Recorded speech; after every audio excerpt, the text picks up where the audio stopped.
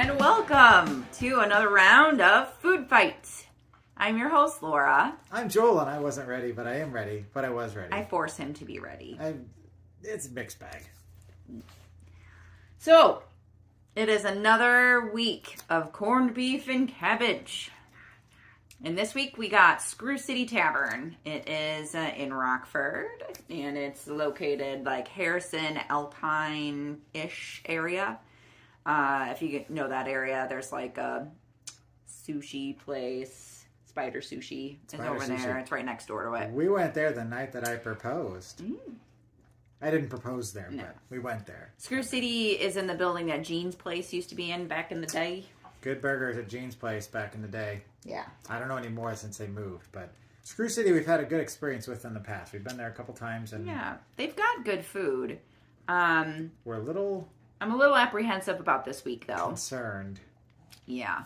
So my meal, I always tip, so this includes the tip or whatever, but like the tip last week, I did the same thing last week too, and I tipped and everything, and it was like $35-ish, $34-ish dollars. This week it was 41, and that's with the tip and everything like that. There's no bread. There's no like dipping sauce. Like usually there's like some sort of horseradish or what have ya. The portion size is a lot smaller than last week, that's for sure. I mean, it looks hearty and good. The cabbage looks a little maybe overcooked. If you remember last week's... if you watched last week. If you haven't, go watch why? it. No. Last week's looked... amazing. better. Like, it looked more like... You know, I don't expect, like, oodles and oodles of seasoning. I fully expect when I eat somewhere that you probably have to add salt unless it's like a fast food place. Yeah. This just looks very like it's all just been boiled in a pot, and you know that's fine if you're at home and you're making a pot roast or something.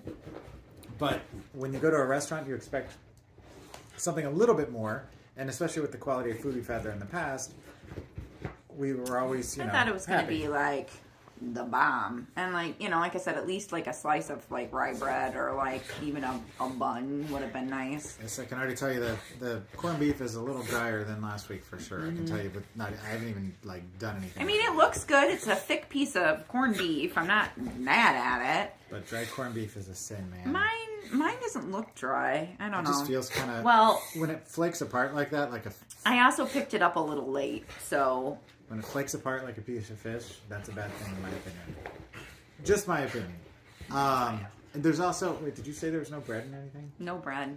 No bread. Yeah, no dipping sauce. You did say that. Never mind. Yeah, no horseradish. No whatever that amazing curry sauce that they had last week. I want to go back there just for that. I do too. All right. I know you're ready, so... Cheers before you chew. It is dry. He's right. Oh, yeah. Oh, yeah. There's not much flavor to it. Wow. That is unbelievably bland. Yeah, I'm a little sad. Like when you make... If you're not a corned beef connoisseur, you're not going to understand. But for those of you who are used to having corned beef or making corned beef yourself, that pot... Are you eating the cabbage? Sorry.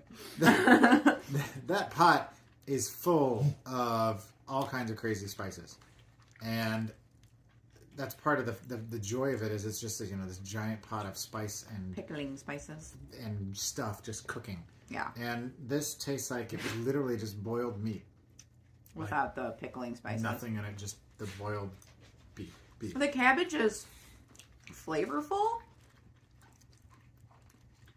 But again, I just feel like it's like a little overdone. It's okay. I mean, it's brown.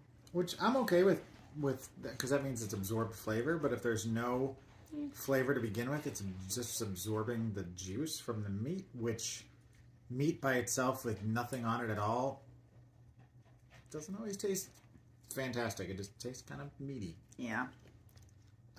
Did you try something else already? I didn't check. Okay. Then that's fine if you did. I just was gonna... I'm going in for a carrot now. All right. Oh, wait. That's a double. I got a big fat carrot. It's done. That's good. It's a cooked carrot. It's all right. It's, you know, again, kind of, it tastes like a carrot, but it's a little bland. Our dogs are getting angry.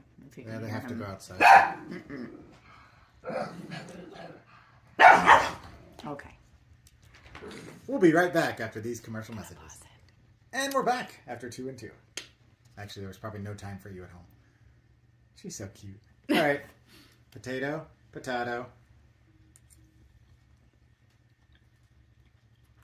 Cooked well. Yeah, but it tastes like a potato, which when the potato is the most flavorful thing on there, and it's just because it tastes like a potato, it doesn't taste like a seasoned potato. There's not very many potatoes. Again, I got a couple. I mean, I'm not expecting to, like, you know, I don't have a whole slab of beef and like a pound of potatoes and stuff like that. But like when you pay $40 for 2 dinners. And the bar was set so high last week. I know it's going to be hard for anybody to beat that. But this just tastes like it's not even trying. Like if you were to go to your local church basement for their, you know, corned beef and cabbage night in March, which is a thing around here. I don't know if it is everywhere else, but I assume so. It probably is better than this, and that's either like a free will donation or like a small fee. So, Screw City, I appreciate your other stuff we've had, but this, I'm a little disappointed. Yeah. Hey, that's why we're doing this. We're doing it for the people. We're taking one for the team. Yeah, even the cabbage is more flavorful than the corned beef. And that's just, I'm sorry, that's just, I'm going to be salting the hell out of this once we're done with the video to eat more. And I don't even know that I'll finish what I have. I may save it for tomorrow or something. Sadness. All right, on a scale of 1 to 10, Joel. Oh.